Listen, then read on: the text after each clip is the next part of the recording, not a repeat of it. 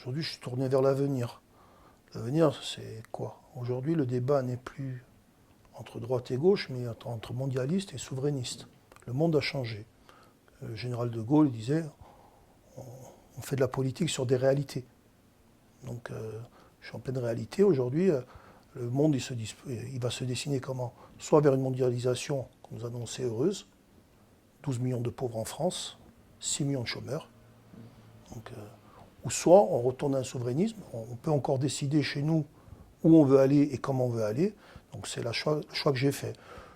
J'ai rejoint Marine Le Pen, pourquoi? Parce que c'est une femme qui a beaucoup progressé. Elle est sortie de la radicalisation dans laquelle à un moment donné, son mouvement a été quand même peut-être enfermé. Aujourd'hui, elle est ouverte sur la société.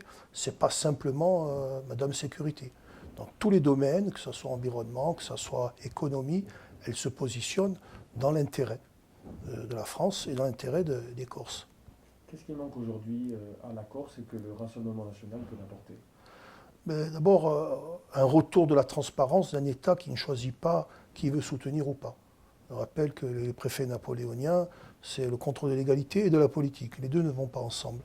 C'est-à-dire qu'il faut des préfets neutres. C'est-à-dire que ce qu'a fait Mme Chevalier avec M. Siméone, ce n'est pas un préfet neutre. Elle a entravé la politique d'un choix démocratique. Donc il faut que là-dessus, l'État soit exemplaire. Exemplaire dans le domaine où elle doit agir, comme le contrôle des centres d'enfouissement qu'elle ne fait pas, comme on a vu avec les rapports de la concurrence où on vient nous expliquer tout ce que n'a pas fait l'État dans ses responsabilités. Donc on ne va pas toujours montrer les Corses du doigt en disant c'est votre faute alors que c'est l'État qui en a le contrôle et qui n'a pas agi. Donc un État démissionnaire, je pense que ça sera la fin de ce genre de pratique. Après, il y a l'engagement que je veux au service de la société. Je ne sais pas, dans une démarche personnelle. Je me bats pour une idée d'intérêt général. Ce fil conducteur, on ne peut pas accepter encore 75 000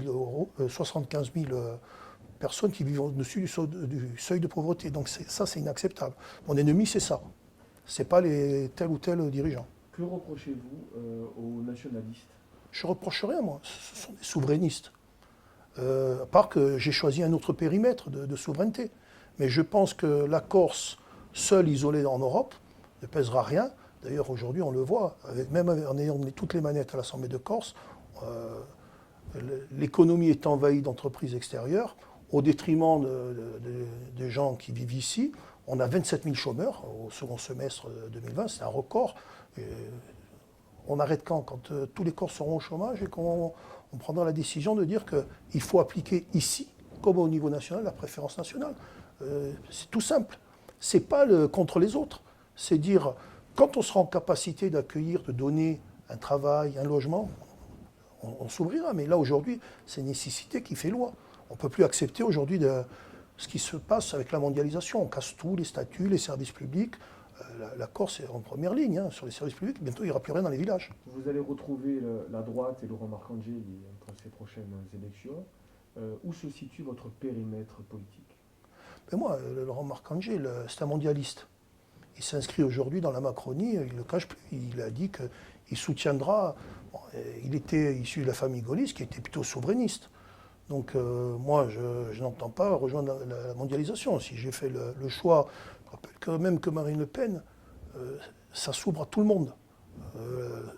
Le mois dernier, 60 cadres de Bout la France ont rejoint, parce qu'à un moment donné, il faut rassembler les souverainistes, au-delà des petits trucs de personnes.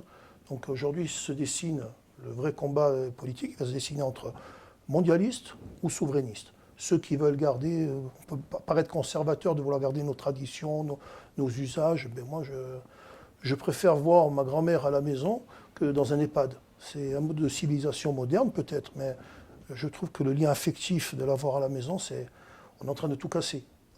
Il faut qu'on retrouve nos valeurs qui sont les nôtres. Que d'autres viennent, c'est à eux de faire l'effort de s'adapter à nous. On ne va pas, comme le maire de Bordeaux, supprimer le sapin de Noël pour faire plaisir à des gens qui arrivent. C'est un non-sens.